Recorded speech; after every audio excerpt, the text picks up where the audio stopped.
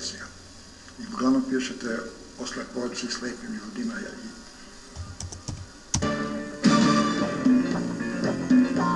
22 minuta je do 7 sati. U Beogradu je i dalje 22 stepena, u Nišu 19, u Novom Sadu 18, u Sremskoj Mitrovici 17 i u Vranju 16 stepeni.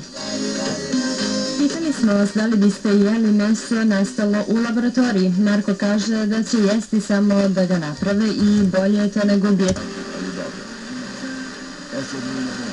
Osim da što radi ovdje.